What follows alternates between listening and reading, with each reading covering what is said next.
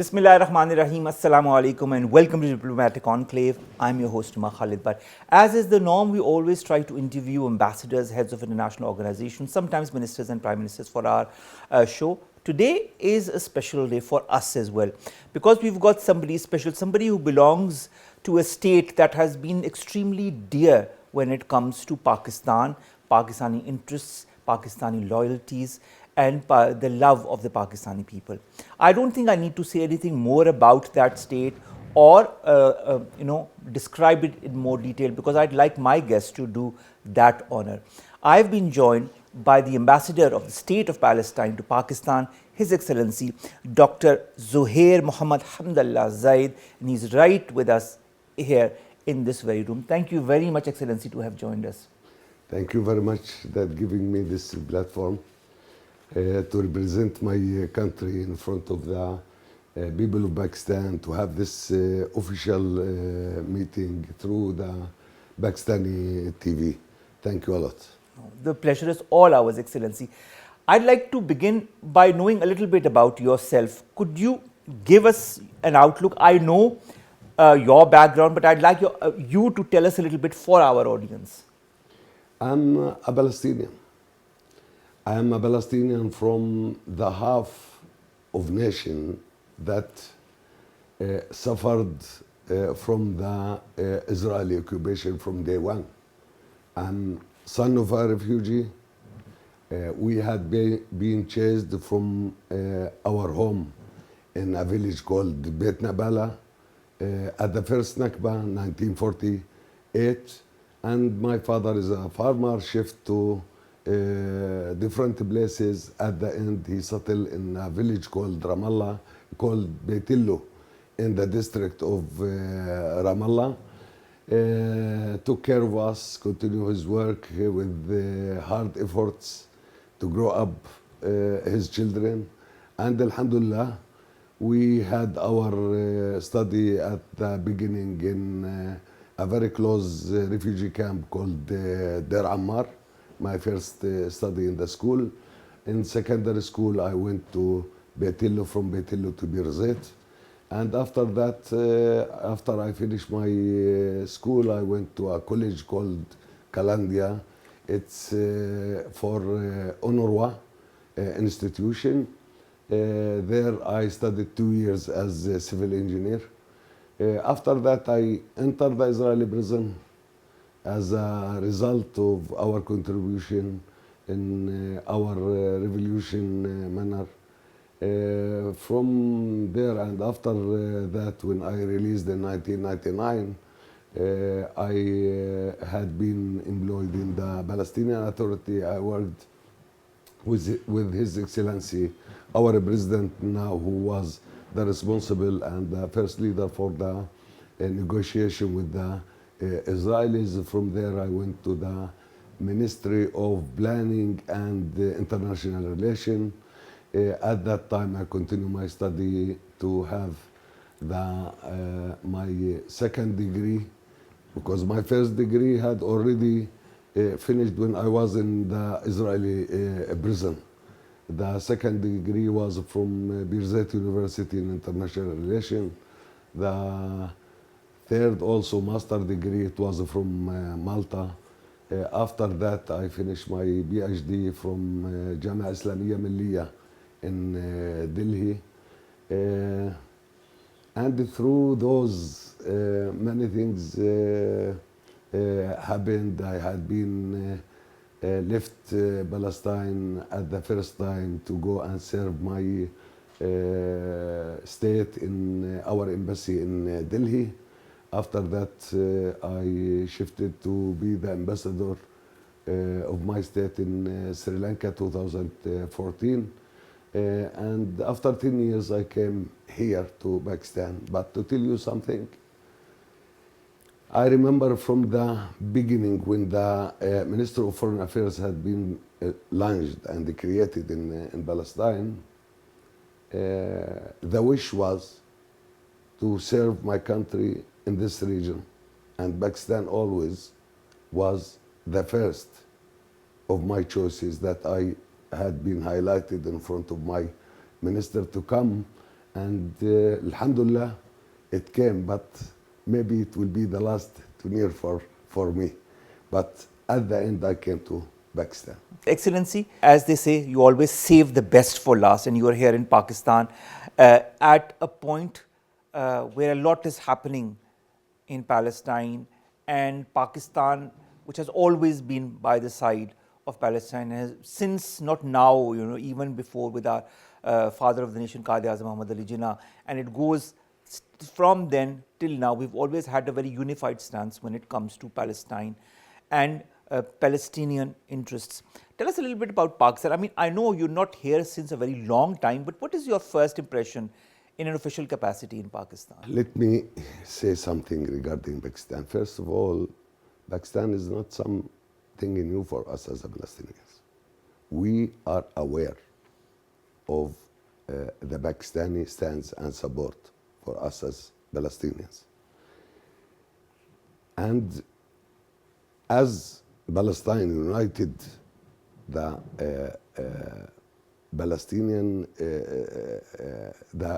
as Palestine united the Pakistani people, the Pakistani political parties, the Pakistani in general, be sure that Pakistan also united the Palestinians. When we feel that Pakistan from day one, they are very clearly supporting Palestine, not just with word, but also with practical issue. From the beginning, many of our students came here to Pakistan. Your help in this aspect, for instance, contribute a lot to state building in Palestine. They graduated from Pakistan at the beginning. They hold a very high jobs in Palestine in our ministries, in all. There is engineers, there is doctors, there is many others that they were graduated from here. Many of my colleagues, whom ambassadors in different places also, they are graduated from here, from Pakistan. So Pakistan for us is a brotherly country, always in our side in political arena, especially in political arena, we can find Pakistan always supporting our rights. Excellency, a lot has been said about Palestinian history. We still talk about it in shows. I have done it in my different shows as well. But if I were to ask you, how important is Palestinian history and what are the important points as far as your background is concerned and the present situation is concerned, specifically post the 7th of October 2023, would you like to highlight some of the important events, some of the important pointers that need to be told to our audience through this program? Let me be very clear. First of all, so to speak about the context of history regarding the Palestinian issue, it's very important to say here that the Palestinians, the Arabs, the Muslims, all of us had been paid the price for what crimes others committed, especially the Germans, especially the Nazis, and before that. Let us start from there and before. As Muslims, as Arabs, all the time, we never commit any crime against Jews. It should be very clear. The opposite. They fly from several places in Europe before the Second and the First World War, and after that, as a result of racism, there in Europe, they fly to our countries, and we accommodate them. We live together in a very good manner. They had their works, they had their houses, they lived fully free, and some of them in Iraq or different places, other places, they have a very good administrative rules. Some of them became ministers in that period. But after that, what's happened? They want to compensate them by giving them our homeland. They suggest for them different places. But the Zionist movement try to contact the religious issue with their goal. And in general, this movement is an instrument. The idea to go to Palestine had been sort of acceptance also from the superpower. It means they meet together and find the interest that serve both of them. This national Jewish movement, the Zionist movement, and the superpower whom they want to divide our region and to control our region. So from day one, Israel became an instrument. Israel is a proxy. Israel is an entity that served the interest of others. This is why Biden himself said that he is a Zionist, that if Israel is not existed, he should be exist. This is why many of the American military officers and in high hierarchy said very clear that Israel is a military ship for the Americans, and this has been a lot. So they support Israel to achieve those goals, to separate between the Arabs in Africa and in Asia, and to keep their control in our region, which is rich of natural resources. This is the first thing. The second thing, that Israel had been applied what the Western want, and see they are behind every escalation in all our region. As the Palestinians, from the beginning, we tried our best. Our new revolution started after the idea of unity of Arab nationalism had been failed. So Fatah movement and other organizations came for a fight for the revolution to achieve their freedom through a militant acts. And they raised the slogan that through our struggle, all Arabs and Muslim brothers will follow up. And this is also not succeeded. But also through this period, the Palestinian leaders were very realistic. They knew what they want. They had declared that they can accept to have one state solution for all civilians. This has happened in 1947. Also, they have declared through the Palestinian National Council that we are ready to have our state on any piece of land that we can liberate. Because the main issue for us as Palestinians, whom had more than half of our nation outside of our country, to find for our people identity, passport, that they can move, they can be recognized, they can be proud to be Palestinians. This is the goal. It's very important for us to find a place for our people to be recognized, to have the ability like others to move or to do whatever they want. So we suggest to have our state on any part that we can liberate. With this first intifada, several wars had happened. Speaking about genocide today, genocide started from day one of the Israeli occupation in 1948. Ethnic cleansing, many massacres. Some of them they discover newly and find the graves of the people. Kidnapping our women, kidnapping our people. This has happened along the history of the Israeli occupation. Their main goal is to chase us out of our country.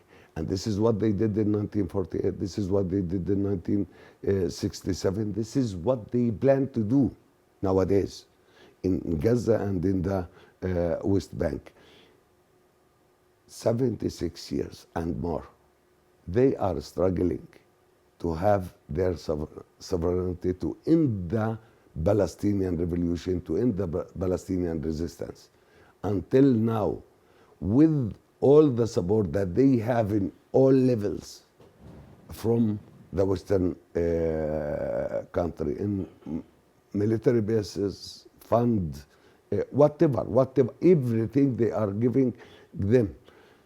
At the end, the Palestinians still exist, and we still in the same direction.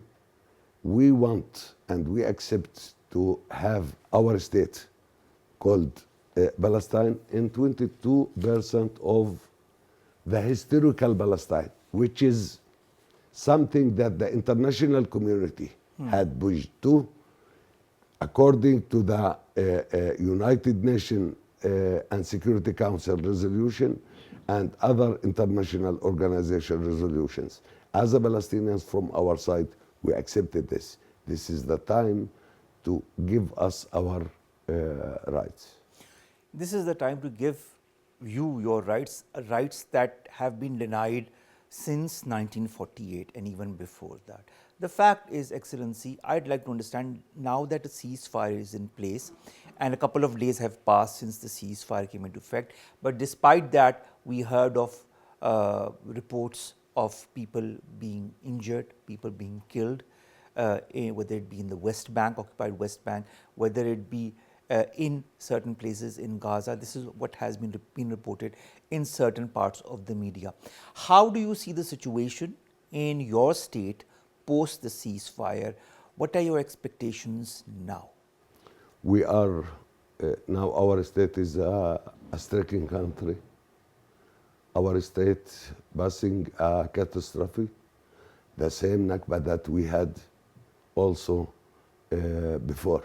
This is the real situation. This is what's going on in Palestine.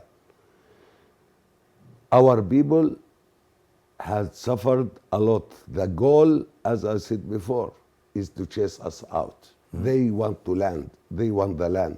They do not want us to be there in Palestine. This is the ideology. This is the main goal for the Israelis. What's happening in Gaza is not something new. Before this 7th of October, Gaza Strip, a very small area, under besiege for a very long, 4 years. They determine how many calories should Palestinian have, how much the amount of water that he can use or consume. So this is not genocide. This is not a sort of starvation for the Palestinian people. How many times they launched the war on Gaza? What's happening in the West Bank? The same. It means that also in several periods of time from the second Intifada until now, many times they had declared about names of operations to intervene in the West Bank, to violate all the laws, all the agreements, entering to our villages, to our cities, demolishing houses, confiscating land, arresting people. So in all Palestine, this is what's happened. There is all the international organizations had been very clearly declared before 7th of October that Israel is an apartheid system. This is as a result of what's going on in the ground regarding the Palestinians. This is not just for the Palestinians in West Bank and Gaza. This is also regarding the Palestinians in East Jerusalem. This is the main issue also that happened regarding our Palestinians inside the Israeli state in 1948 area. Discrimination from the Israeli side cover everything in our life. See their settlements and look to the villages in the West Bank. How much the settlements have been increased. What they are taking the water resources from our land, from the surface, from there. We are paying, and they determine how many times or how much the amount that we should take from water. But for the settlers, they have a very green areas, swimming pools, everything. For us, the Palestinians, we do not find the water to drink. You talk of human rights and, of course, the lack thereof when it comes to what is happening in Palestine, and not since now, as you yourself have said, since 1948, since the first Nakba. Of late, and I don't think this is something new, but now it has come in the open. The greater Israel concept and the map that has been shown on many occasions by Netanyahu that shows not only Palestine but other areas in the region also as part of the so-called quote-unquote Greater Israel. There has been a lot of talk about it. A lot of countries have protested as to why such a map exists. But what is the real nature of this map of Greater Israel? And what is this concept of Greater Israel? Will Israel manage to implement this in letter and spirit? This is the dream for them. This is the ideology. This is the basis for their existence, especially from the right wing political parties in Israel, the religious parties. See, this is a complicated issue, especially if you look to it inside Israel. The main idea that this is the promised land, and the promised land from the Niles in Egypt until Al-Furat in Iraq, and all in between is the greatest Israel. Now, there is two streams. One is weak, and the other supported by evangelical and other groups, political groups in the world. The first stream who do not believe with this, because they are thinking that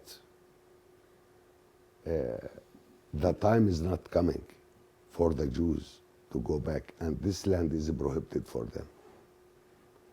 This will not happen through power.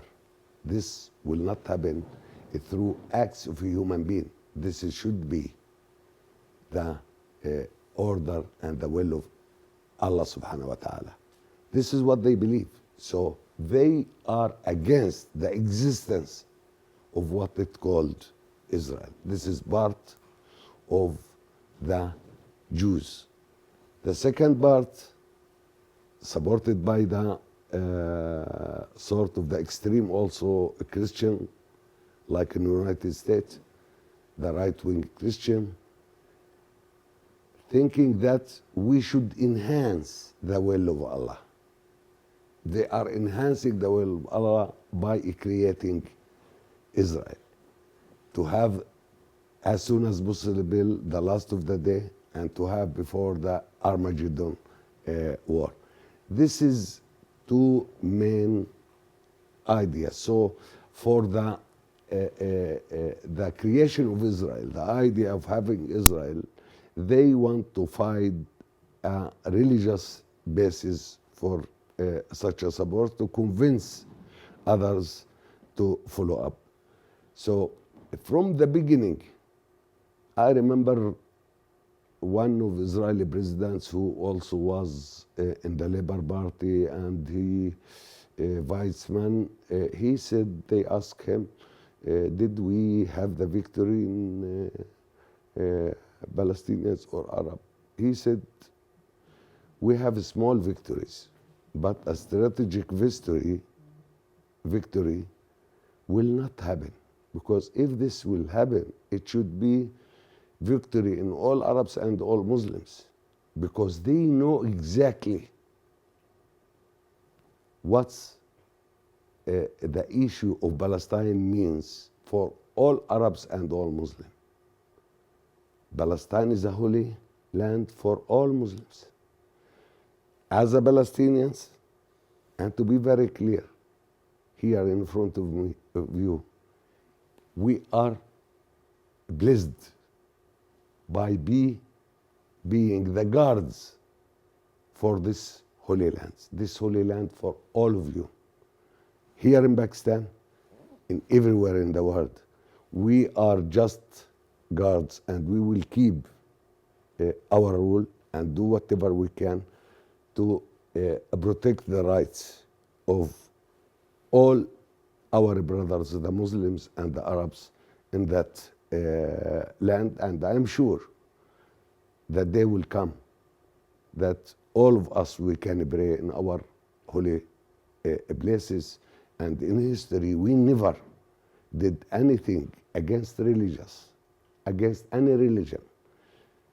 We lived peacefully, with harmony, with love, with respect, with Jews, with Christian, and we protect them. And our history is very clear regarding this matter, not just us as Palestinians, but also as Arabs and others. We should not pay the price of the crimes that other committed. Instead of taking our homeland, Palestine, they should take part of Germany and give them to have their state. One thing that I'd like to understand, you talk of the religious sites. The first site that comes to my mind is the Aqsa Mosque. And when it comes to the Aqsa Mosque, I've also seen Israeli settlers going and doing their prayers there. Has there ever been a precedent of such a thing happening in the past? Also, to give an explanation from the point of view of the Jews themselves, including part from the Israeli government nowadays. The most religion, those from the side that I spoke before, that still this is the order or the will of Allah subhanahu wa ta'ala is not coming, the time is not coming. So they should not go. But the extreme ones, and it should be very clear, in their plan, in their thinking, they should demolish all Muslim places and create their temple. And their temple, the center of their temple, should be, where is the Dome of the Rock? The center of the Dome of the Rock. There is a very clear plans that many extreme organizations had the plan. And I can show you this after this program. Very clear.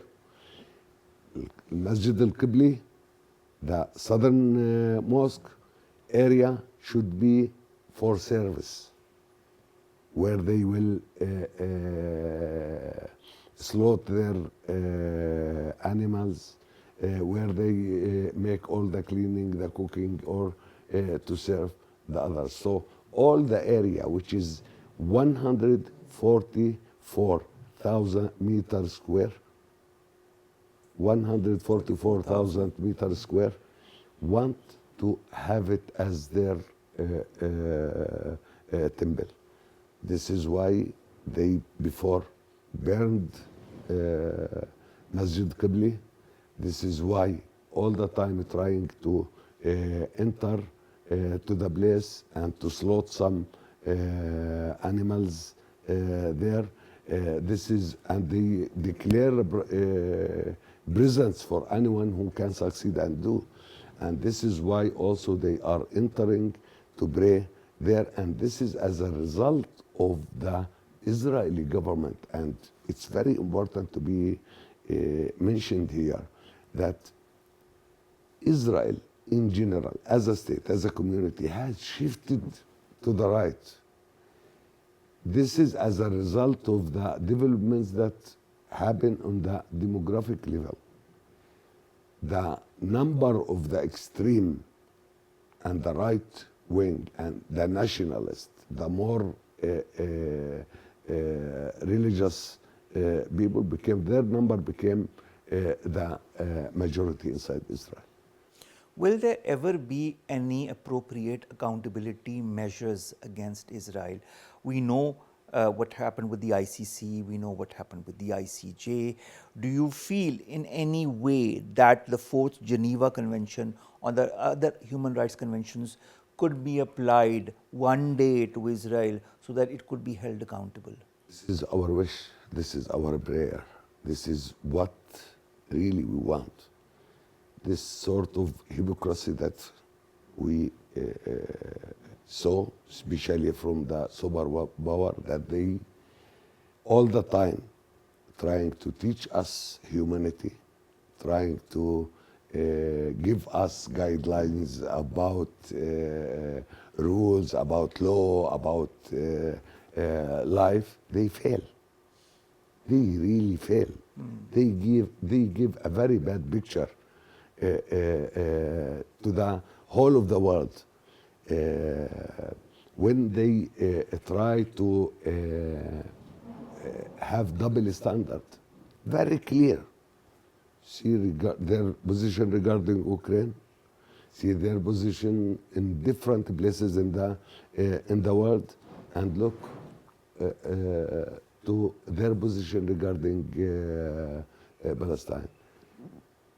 With their stance, they are giving Israel the green line to continue their crimes, their atrocities, their genocide. They giving them the ability to continue, not just through their silence, but also through their support, if this on the military level or other aspects that always they are giving Israel. So as a Palestinians, we ask all the international community, all of them, to take a practical steps to stop Israeli atrocities. And they can. All of them, if they want, they can. If they want, if you go back to the history, see what's happened in 1956 when French and the UK and Israel launched a war against Egypt. When the Americans want them to stop and withdraw from all Sinai, they withdrew. When they came to Madrid, the beginning of the peace process, the most stubborn, most extreme leader was Shamir. George Bush tell him, you should come. Without coming, you will not have our funds. So he came also to Madrid. This time, without the American and Trump pressure, they did not stop the war in Gaza. So the international community have the ability to stop this war. Without ending this Israeli occupation, not just the Middle East. You can see the last one came from Morocco, have American identity, came to Israel, and disturbed some Israelis there in Tel Aviv. So this issue, not issue for the Palestinians, it's the issue for all Arab and Muslim people in this world. So to have stability, to have peace, it's a crucial, it's very important thing for all the world. Without solving this issue, no stability, the opposite. And this, what's happened, can be the indicator that show that without solving this issue, anytime escalation can happen. Anytime regional and international escalation and wars can be launched. This is the issue. Do you feel in the present context and situation that, of course, the world is seeing vis-a-vis Palestine, that a two-state solution with Al-Quds al-Sharif as the capital is still a viable one? From our side as a Palestinians, Yes, as I told you, we accept this. Okay. And we believe that if the will of the international community will be positive, yes, it can be. But the issue is something else. Also, if this will not happen, what's the result will be? The result will be to lead to apartheid. And at the end of this apartheid, what's happened in South Africa will happen. It means to have one state solution. This is depend on the Israeli side. This is depend on the international community. If they will push toward two-state solution or one-state solution. From the beginning, as a Palestinians, we do not have a problem. The issue is the Israelis, whom racist, they have laws and they apply laws to have this state just for Jews. They did not recognize the rights of the Palestinians also inside Israel.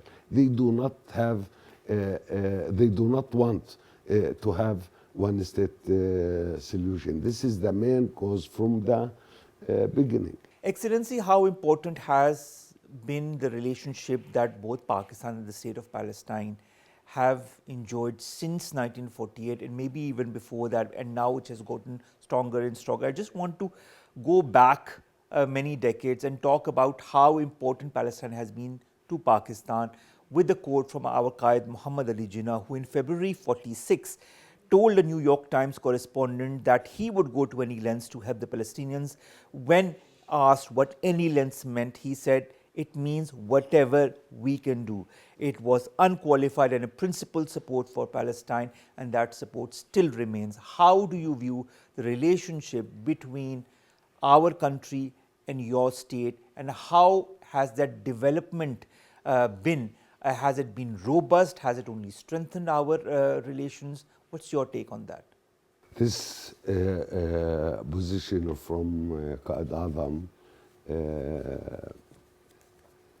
still viable, still the Pakistani people taking into consideration their relation with us as a Palestinian. And we feel this in all levels. The support that we have here in Pakistan is cover all the aspects. We know that also Pakistan face problems like any other countries. In this world, no one had full independence. It's international relation, it's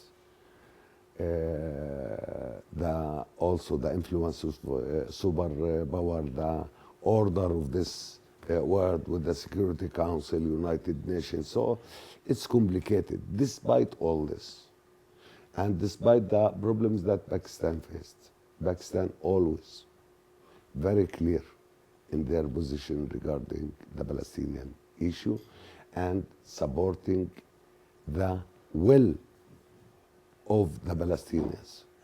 Whatever the Palestinians choose and accept, Pakistan will accept and support. This has happened through all our history. They are giving us training in all levels also, from the past until now. I mean it, in all levels, in all aspects. They are supporting us. So we highly appreciate this support, and we consider very well, once again, the limitation, the situation in general, that all our states, it's the same. Believe me, look to Egypt, look to Jordan, two states whom in this last war were under a very big pressure and stand strong, not allowing Israel to achieve their goals. Because the goal of the Israelis was to chase our people, to expel them from Gaza and the West Bank to Egypt and Jordan. And what's going on nowadays? Nowadays in the West Bank is the continuation of what's happened in Gaza.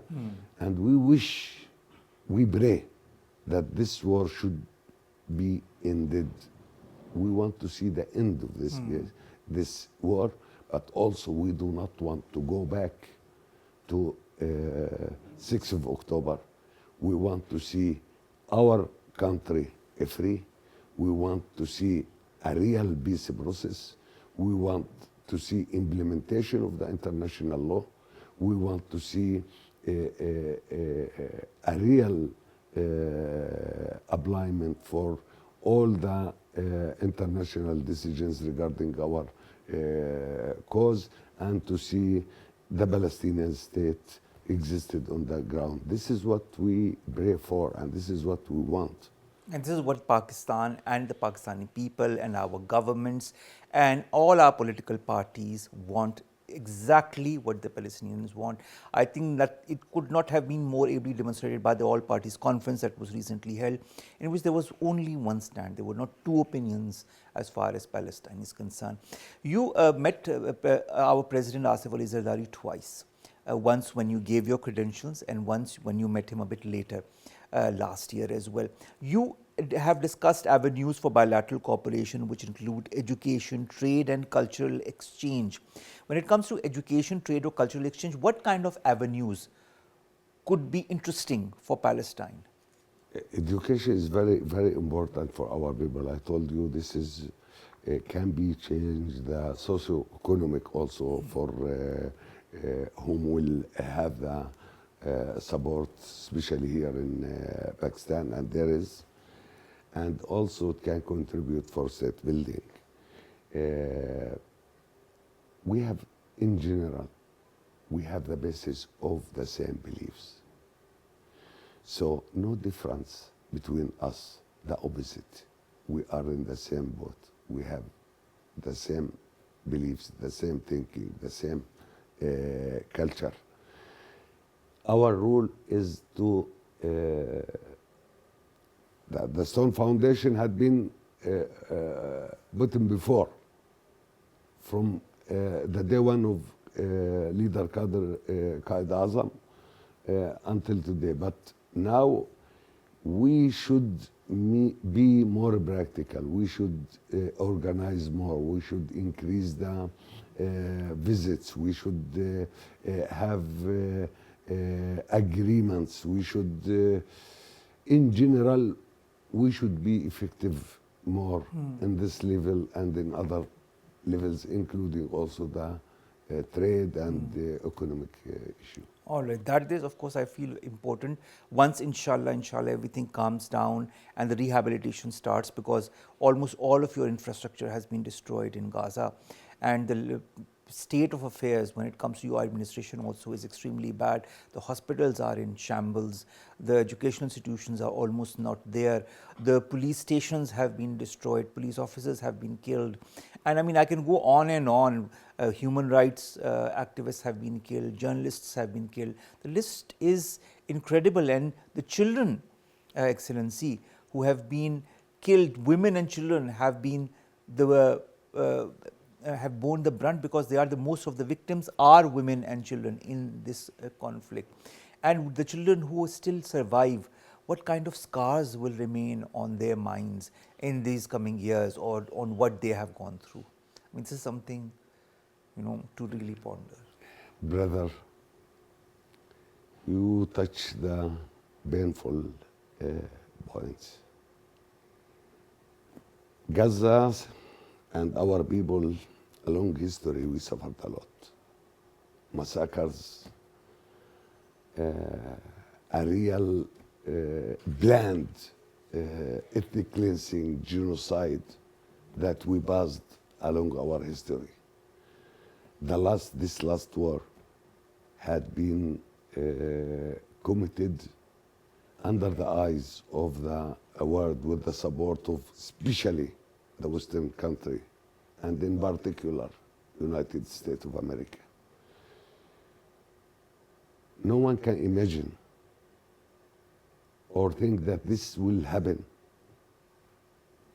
in this time, under the eyes, on live stream, very clearly. The Israelis, when they fell, and they will fail also in the future. They will never reach a point to find the Palestinians surrender, the opposite. With all those hard things, what will happen to 70,000 orphans? What the future they will have?